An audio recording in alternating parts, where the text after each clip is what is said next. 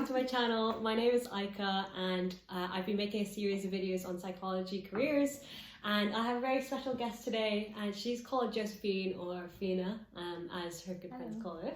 And basically she is a CBT, so Cognitive Behavioural Therapy trainee right now. She's also a HCPC registered Clinical and Counselling Psychologist from her degree in Germany. So, Josephine, introduce yourself. Hi everyone, it's me, Josephine. My friends call me Fina, and I'm very, very privileged to be here today. Really excited to interview Josephine because a lot of my followers are from an international background, so they are thinking of coming to the UK. I actually have an English citizenship, so I never actually dealt with the difficulties of coming to the UK. So Josephine, tell me a little bit more about your whole journey. So after I've done my A-levels, I applied for studying for psychology, and in Germany at this time we haven't had the bachelor and master system. So what is this like to study psychology then? Was it to study for a diploma, which you then qualify afterwards as a diploma psychologist, Okay, or a diploma Psychologin in German. So you study for 6 years, which is kind of an undergraduate and a master with also placements. You are like then a psychologist after that. Yeah.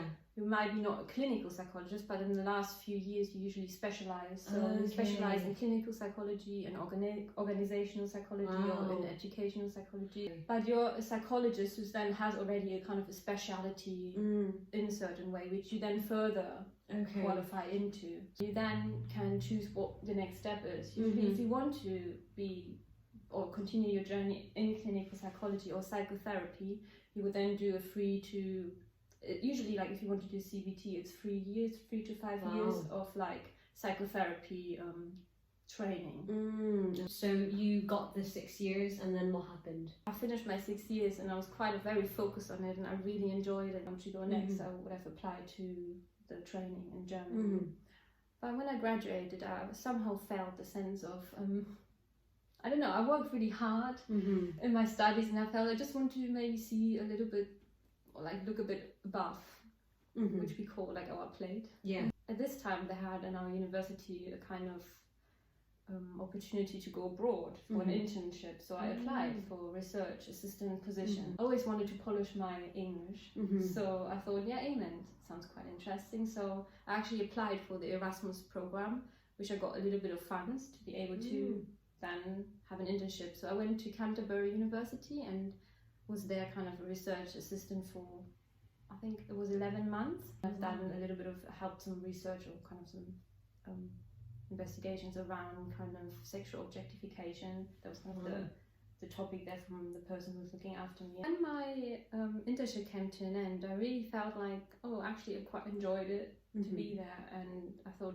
why not giving it a go? I'm just kind of grasped there and then like some concept about clinical psychology, and it was all very system, very confusing for me, because there seems to be a very strong divide between like psychology and psychotherapy. My first step was then actually to apply for the BPS, which I thought, well, that must be the regulatory body. And I thought if I apply there and they see me as a psychologist here, then I can go next. I wasn't aware that I actually need the HCPC registration to be able to practice. And also I heard then and there already like that this clinical doctorate is so competitive, and people already spoken about as well. It's really unlikely you have like a chance in that sense. Like in general, it's very, very difficult to get onto. Then I got the BPS accreditation, and then I started to apply for assistant psychologist positions. I didn't really get any. Classic. Then I kind of started to look into, okay, what else could I do? So I thought, okay, I applied for the support worker position in psychiatric unit, and I went to the interview and I got the position. They then also changed my job title even when I arrived there. So they had a new concept of social therapist, which is then and there when I started, actually you do the same thing as a support worker. So you have the shift work and the same hours, but you would additionally provide like groups on the ward. So you do like groups like pampering, relaxation, or maybe arts and crafts. So you're a bit more providing some therapeutic input. Yeah. And after that? Well, so I worked as a support worker or social therapist for 1.5 years on a Tier 4 personality disorder ward, which was great.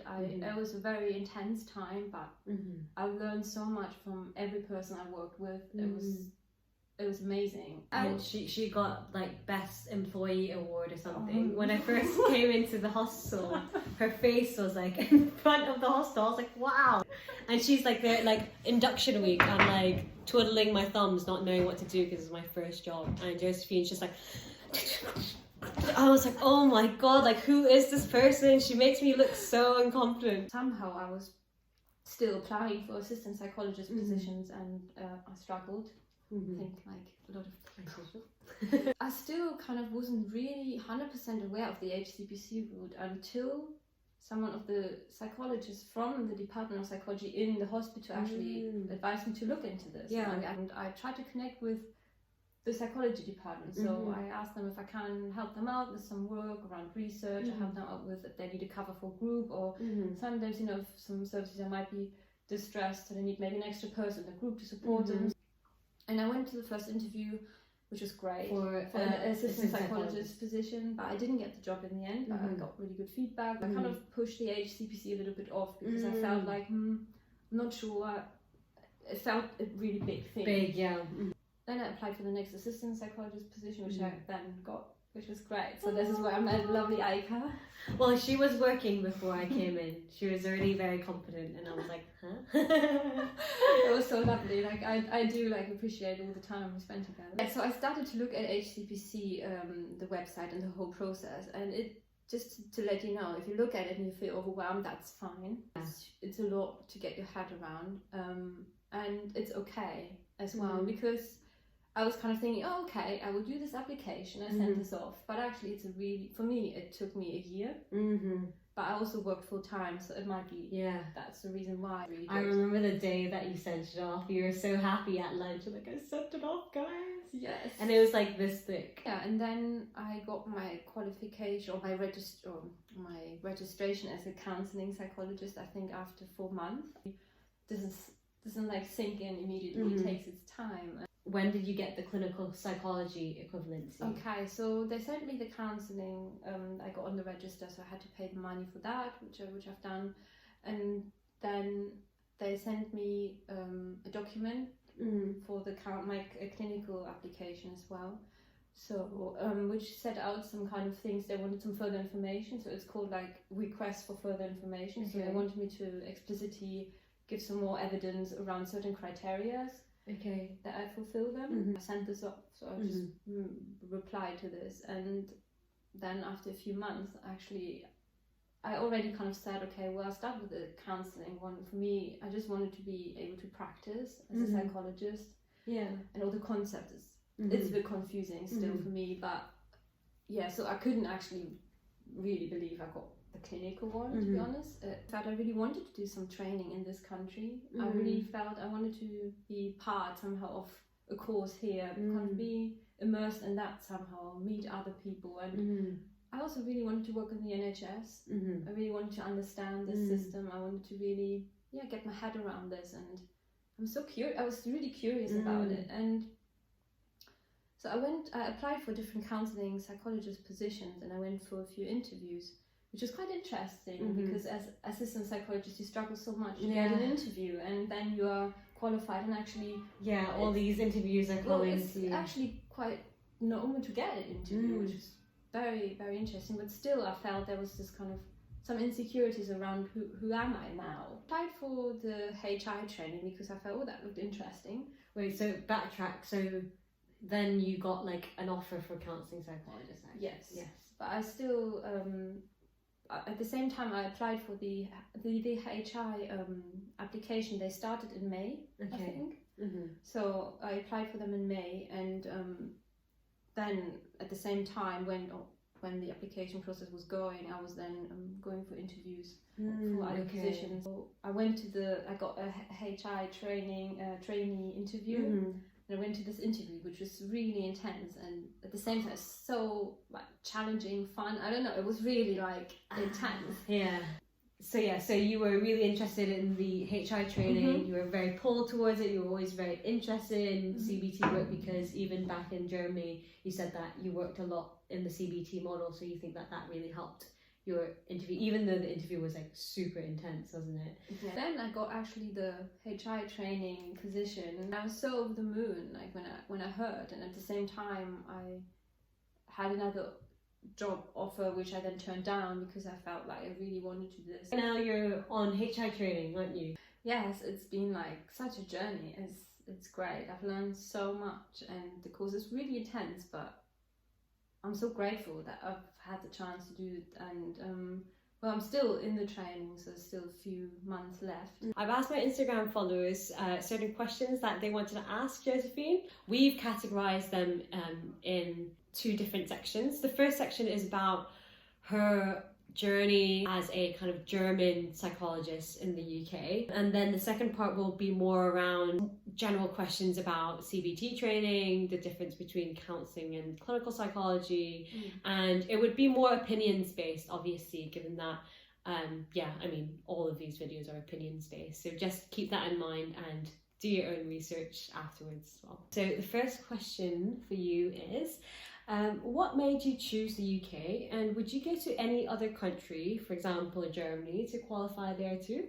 I'm not sure if I would return to Germany if my training which I've done here in CBT would maybe be equivalent to psychotherapy training there, but I would have needed to do some top-up training. Would you ever consider going back to Germany? I often dream about sometimes to go maybe to a different country and maybe stay there for some time. I'm not sure if I would start the whole professional journey again. Rather, I think if I would go somewhere else, is probably if I would return to Germany, because it would be professionally easier for me. Second question is, what were the best and worst parts of getting the equivalency? It's a really interesting question, because it is almost like okay, what is the best part of the final outcome? Rather, it's more maybe thinking the process. Now I'm thinking, actually it reminded me of, okay, what were the best and worst bits on the journey.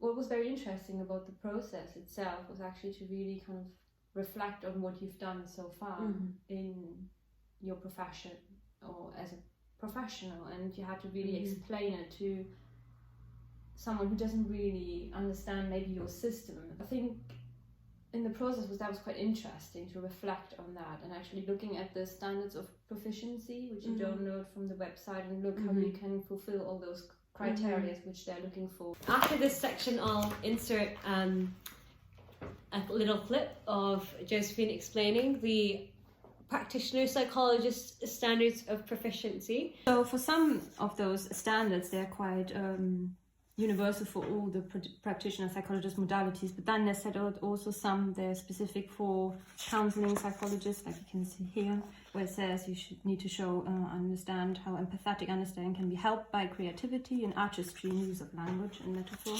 And then certain standards which are also set out for clinical psychologists only, which also specify which kind of presentations you should have worked with, or just in here. For education psychologists, it's really kind of specific for the modality you apply. The worst bit of it, I think, was the frustration of being dependent on other people to some extent, in the case that you have to give like a course information form which need to be filled in by a university, and they really like a transcript, like best in English, about all the things you've done in your studies, and it's really difficult to get one, so I've written my own. So it took me a really long time, but then other documents you had to provide, your university has to provide as well, so you need to wait for this, or you chase them up. Okay, yeah, that must be very frustrating. And also I've done lots of placements, and in this, usually in Germany you get then after like a placement report from your supervisor about what you've done, your strength and so on. And I had all those documents in German, and I thought, okay, it would be really good to have them translated. So I then asked a professional translator to translate them for me, which also took a few weeks. Yeah, I think the money itself and the kind of, it can be quite tiring. And the worst bit of it is, well, that you kind of maybe sometimes get like hopeless a little bit about itself, that you feel, well, it's just tiring, and you don't really see immediate the benefit of it. You need to keep yourself motivated and just kind of step by step. Would you like to kind of talk about the best and worst parts of having gotten the equivalency? I think that the best part of it was actually just being, great. Somehow they think I can work here as a psychologist. So it was somehow. Yeah. Got them. It was really a relief because, yeah, lots of doubts, you know, on the journey, which is quite normal in general, but especially if you're from a different country and you're used to a different healthcare system and educational system, and it was kind of one step closer to really actually, oh yeah, I can be a psychologist here.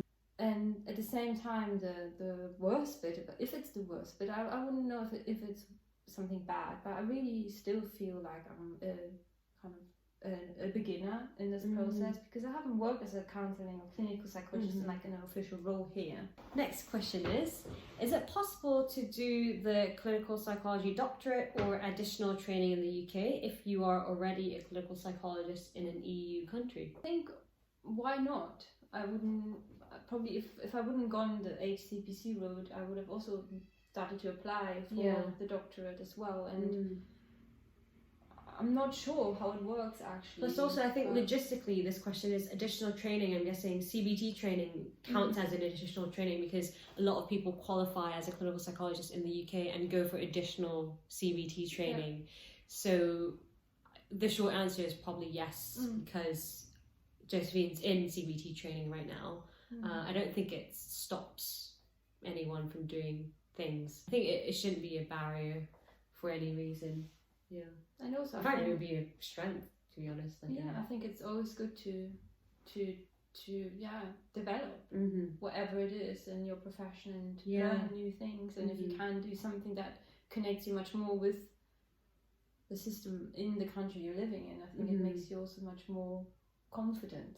And also, you mentioned that you were interested in, like, after your CBT training, maybe you would consider more humanistic or psychodynamic approaches. I'm very open to a lot of different journeys in that sense, or kind of further training. And I think in our profession, I think if we would stop at some point, I don't think that would work. It's just part of our curiosity. We are kind of curious as psychologists.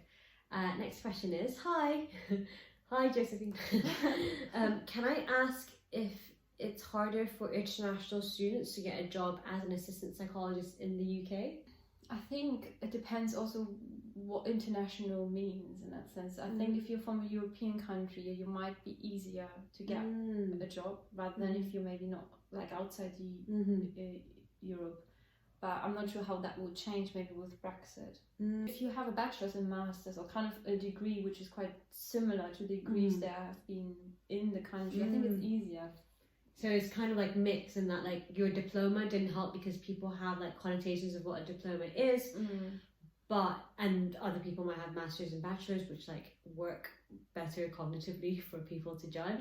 However, you are from an EU country, so it means that, you know, you don't have any kind of visa barriers. Plus also, at least for the HCPC, there seems to be a specific route for like EU countries, and they might be, because of that, more familiar with EU kind of applicants, wouldn't they? Have you ever had any discrimination from your team or patients due to not being British? I think I wouldn't say discrimination, no. I think like this country was very, very like welcoming, and I felt really kind of, it was, no, I can't really say that. I think it's more like that I often felt like cultural like difference. I felt sometimes I don't fit in a certain way, but I think this is a normal process when you go somewhere else. So final question in this section is, how does the system to get mental health support differ in Germany? And for example, in the UK you can self-refer to IAPT. So it's similar in that sense that you can self-refer as well to have some therapy. You can also go to your GP and but also approach psychologists, psychotherapists in that sense to have therapy yourself. Usually what happens that when you are a psychotherapist, you can then ask for permission to practice for the NHS. You then get like a certain permit, which then allows you to have like clients that can use the national public health insurance to kind of pay for it. But then you can also see clients if they wish to pay privately, so it depends.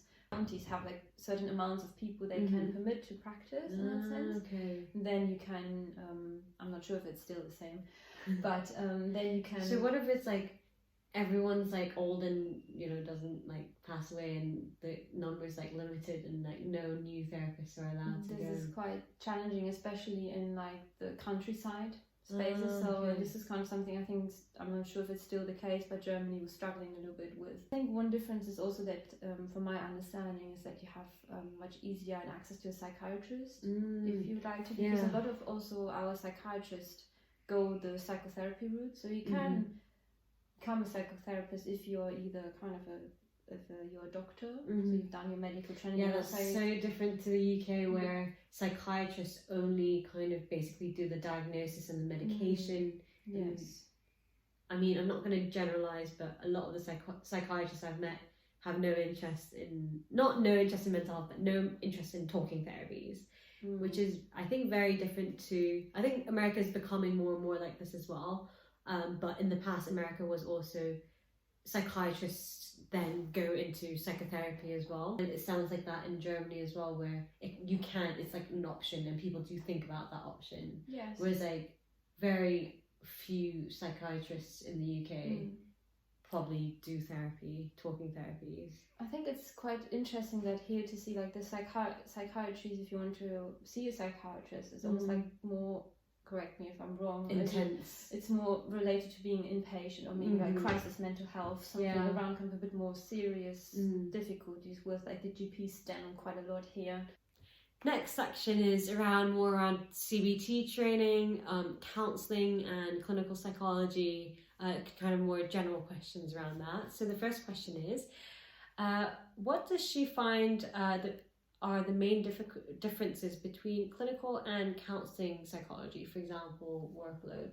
It's a very, very interesting question. I'm afraid I won't be able to answer it really, because I haven't really worked here as a counselling psychologist or clinical psychologist in that sense. Maybe I can interview Fiona if she ever becomes. Maybe next year we could do another one. Let's see what will happen. She'll do like 6 months as a clinical and then 6 months as a counselling, just to come join us for a video. Question, maybe you can all help me also to answer. I think it would be really helpful to actually understand much more what is the difference here between the counselling psychologist and the clinical. I mean, there's some different setups and the standards of proficiency in the that's HCPC. a really good point. Yeah.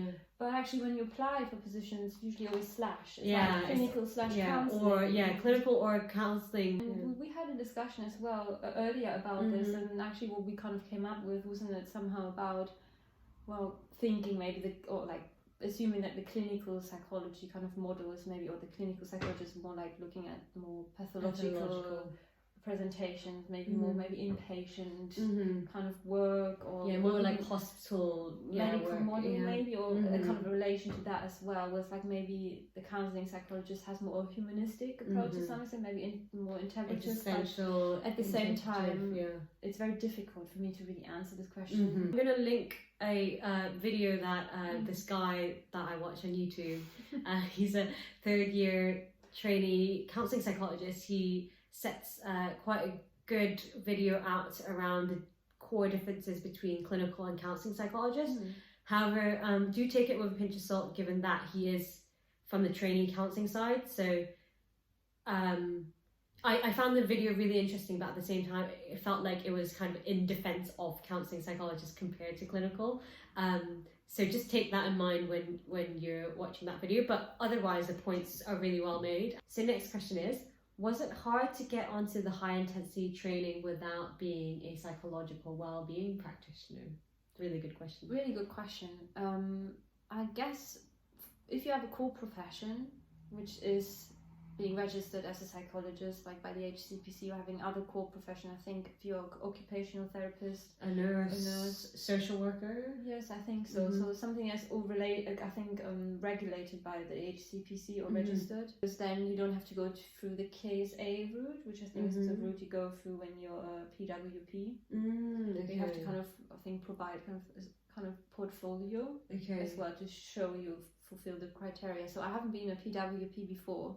So I've been an AP before, but I think what helped probably as well was definitely that I had like the registration, but also that my uni or my courses I've done in the past were quite related to CBT. The next question is, What's the best way to prepare for an interview to become a clinical counselling psychologist or an assistant psychologist? I'm not sure what the best way is to do that. I just can tell you what I try to do, maybe. Yeah. Because I think it depends on everyone, how they work. Usually what helped me is just to read about the service, understand what it is, what I'm applying to, seeing what I can bring to the service as well. Trying to also be really present in the interview, like really listen to the questions, and if you don't understand the question, actually to ask them as well, rather maybe. Yeah, that's a really good tip. Also, always asking for feedback and using that feedback. So I've started to write in a little book, always after every interview, like the questions they ask me, and then reflecting on that as well, and also then waiting if they gave me feedback, which usually they have if you're lucky. So you have a telephone conversation with the people, and then tell you maybe this could be improved, or we haven't decided. Next question is, what makes someone more suited to becoming or prefer doing CBT versus clinical counselling? Discussed as well about this question, but what you said was around that probably different paths in the job, maybe take priority or preference, or maybe splitting certain tasks, or your work week might look a bit different in that sense, that maybe as a therapist you focus most of your time on your clients and client work, whereas like I think also you provide supervision as well in the service. You have also other kind of responsibilities. At the same time, I think the clinical psychologist role involves much more also service development, maybe to some extent. In that sense, you do also research, like you said. Which one is the easier route, being a CBT therapist or being a psychologist? I think there's like hard stuff for both, like in terms of applying and getting into CBT course. At least in the UK, like I've heard a lot of people struggle when they're a band 5 assistant psychologist, so like a senior assistant psychologist, to want to become a CBT therapist, because weirdly they take on people of core professions, but being a senior assistant psychologist who probably is most appropriate for high intensity training, they're not actually allowed to go on simply because they don't have a core profession. So they actually have to jump back like 2 steps to become a PWP trainee again, and then have to do another 2 years of like mandatory PWP work, and then train as a high intensity. So a lot of people might feel like that's like a step back, like a real step back. But I guess if you have some experience maybe working in IAPT as an assistant psychologist, that might help you as well to some extent. Training, I think it's rarer though, because they do favour PWPs getting onto high intensity, and also because increasingly there are more and more assistant psychologists going backwards to become a PWP first. So actually you're competing as an assistant psychologist who wants to get into HI training might be competing with another assistant psychologist who's done 3 years of PWP and IAPT work. So it's difficult, the CBT route, in this respect. And obviously I guess we don't have to spell out the difficulties of to get onto any kind of doctorates in the UK, so obviously that's difficult, but which one's more difficult, I don't think there's like a clear answer to that. They're just both really difficult. Final question, does one have to become a clinical psychologist in order to go into family therapy? So what about family therapy, I'm not sure really how that works here. Usually in Germany we also have systemic therapy approach. I think systemic is family. Yeah. So this is kind of this approach where you kind of look at where you kind of look into bigger kind of concepts of your family and so on. So I think you can always become or kind of do further training in whatever psychotherapy approach you'd like to. And so I guess the question for them was, must you become a clinical psychologist to get into family? I don't think so, because I've actually met a family therapist who's not a clinical psychologist. I think you can become a counsellor as well, no? So the counselling route in general, become a counsellor, do some like training in that. Family as well. therapy, yeah. So thank you so much for joining us in this video again, and thank you so much for Josephine for joining me into this video and making it such an amazing experience for me and answering all the questions. It's been so interesting. Thank you, Aika, for inviting me. It was really great, and it was so interesting to hear from you, all your questions, and I hope I was able to provide some of an answer. But at the same time, I just want to encourage you also to get in contact with Aika so she can put you in contact with me if you have any questions around HCPC registration, because one of the most important things I've learned on the journey is actually to connect with people and ask questions, because it can feel quite isolated or isolating, the journey itself. So yeah, please. Yeah, so if you have any questions for Josephine, feel free to DM me on Instagram at the Doctorate Psych, or comment down below. And yeah, just comment down below anything actually. If you have any questions or comments about our video, just feel free to do that. And always remember to hit the subscribe button, maybe give this video a like, and I'll see you next week. Bye!